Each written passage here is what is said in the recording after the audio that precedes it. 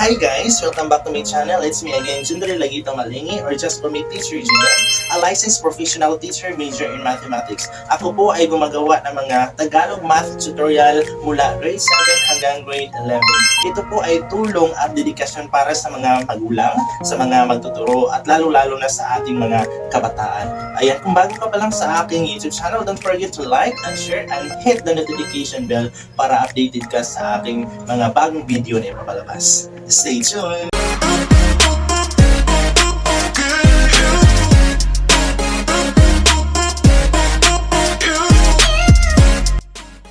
Magandang araw, muli ako po si Teacher GM. Ngayong hapon, tatalakayin po natin na mula sa grade 9 at tungkol po ito sa addition and subtraction of radicals. But before that, ibigay muna natin ang definition ng addition and subtraction of radicals. So ano nga pa ang addition and subtraction of radicals? Let's find out.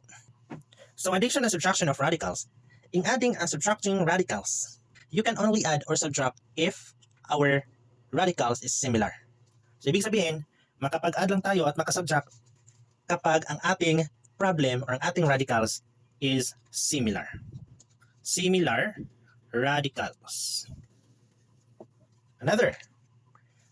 To add and subtract similar radicals, add and subtract only the coefficients of the radical number and copy the common radical. So ibig sabihin, maka-add and subtract lang ta only if ang ating coefficient ng radical numbers and we're going to copy the common radicals.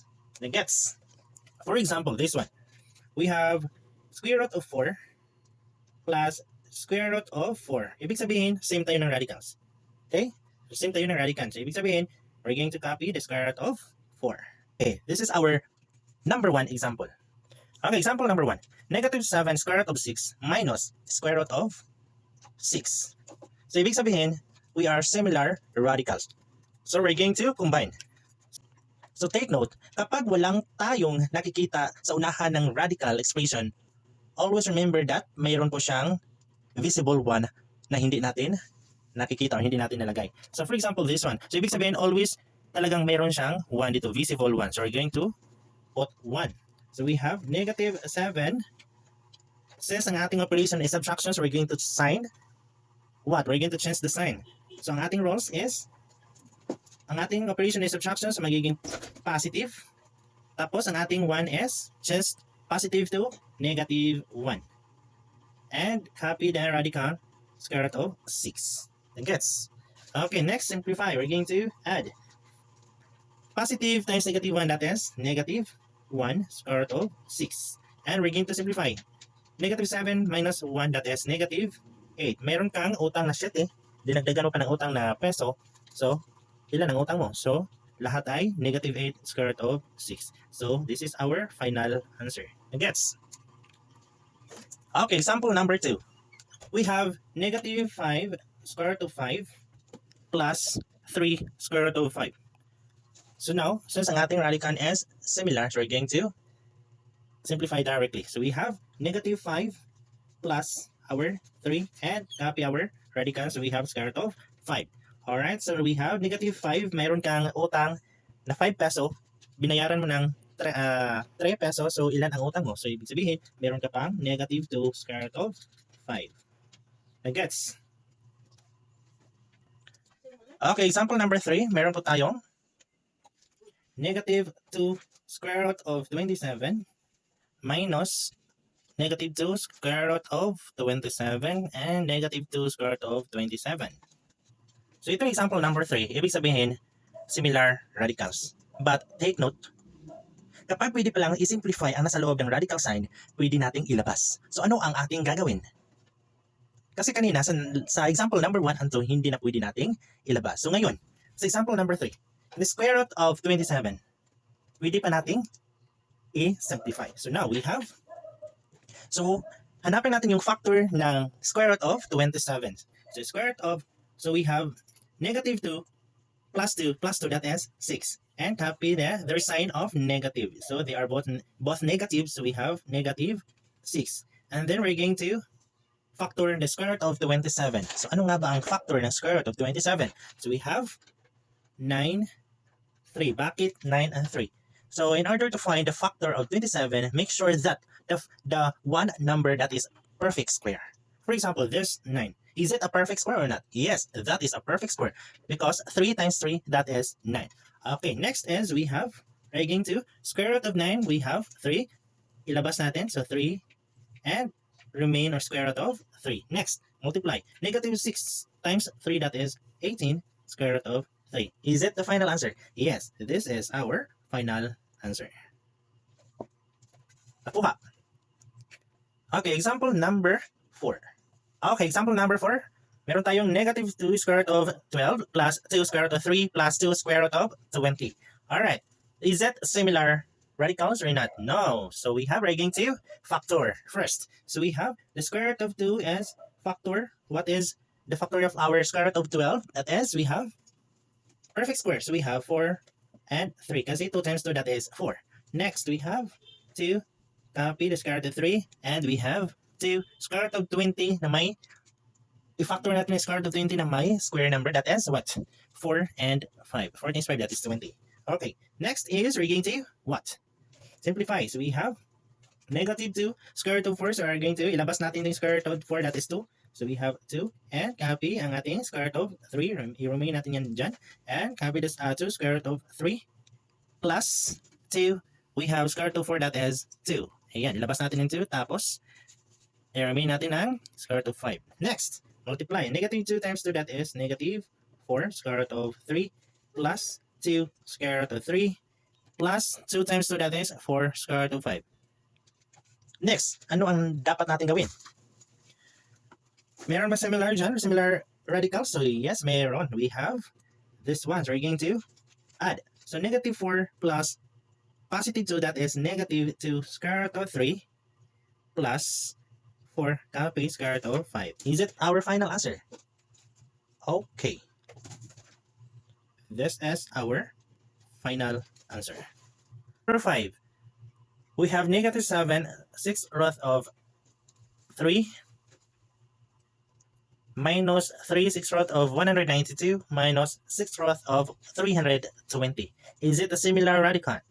No, we don't have similar radicals. So what will you do? So we're going to factor out first.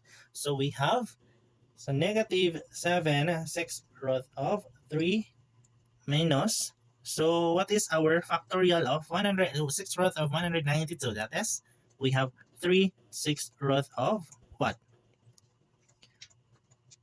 6 root of 64 and 3, right? Kasi 2 times 2 times 2 times 2 times 2, that is 64. So the 6th root of 192, that is 64. So 64 times 3, that is 192. Next, we have 6th root of 320. Okay, same pa rin. So 6th root of 64 times 5. Kasi 64 times 5, that is 320. Okay, next. Simplify. So negative 7, 6th root of 3 minus 3, 6th root of 64, that is what?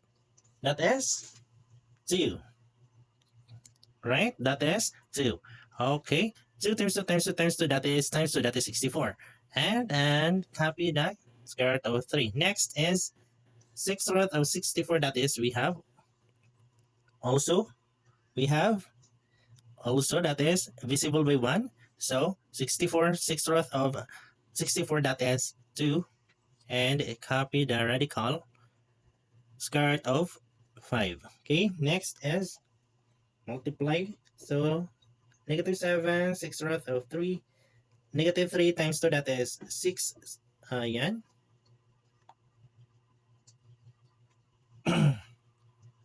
Ayan, 6 root of, right, 6 root of 3, and we have negative 1 times 2, that is, negative 1 times 2, that is, we have negative 2, 6 root of 5. So, now, we have 6 root of 3. Now, don't forget to write our 6 root. Next, we have combine. We have similar radical or not? So, mayroon po ito. Ayan, sa ating i-combine, so negative 7 minus negative 6, that is negative what? Negative 13, 6 root of 3 minus 2, 6 root of 5. Is it our final answer? Yes, this is our final answer. Nagets? Our last example. So we have 4 6 root of 3 plus 2 4th root of 32 minus 3 6 root of 128 minus 2 6 root of 128. Okay, so we have 4 6 root of 3 plus 2. The factor, what is the factor of 4th root of 32? That is, we have 16 and 2 kasi 16 times 2 that is 32, and we have 2 times 2, 4 times 2, 8 times 2, 16. This is our 4th root of 32, that is 16 and 2. Next we have negative 3, the 6th root of 128, that is 64 and 2 kasi 64 times 2, that is 128, minus 2, the 6th root of 128, that is, alright, that is 64, and we have 2. Okay, next 128. Okay, next we have simplify. So copy lang natin 4 6 root of 3 plus 2. We have the 4th root of 16. We have 2. So ilabas natin ang 2 and copy natin ang 4th root of 2. Next, negative 3 6th root of 64, that is also 2. And we have i-copy natin ang 6th root of 2. Next, we have 2 6th root of 64, that is also 2. And i-copy natin ang 6th root of, so next, we're going to times. Ayan, okay, 4. Ayan, 6th root of 3 plus 2 times 2, that is 4. 4th root of 2. Okay, minus 3 times 2, that is negative 6. Copy 6th root of 2. 2 times 2, that is 4. Negative 4. Copy ang negative, and we have, copy natin ang 6 root of. So next, combine. Makombine rin natin ito at saka ito.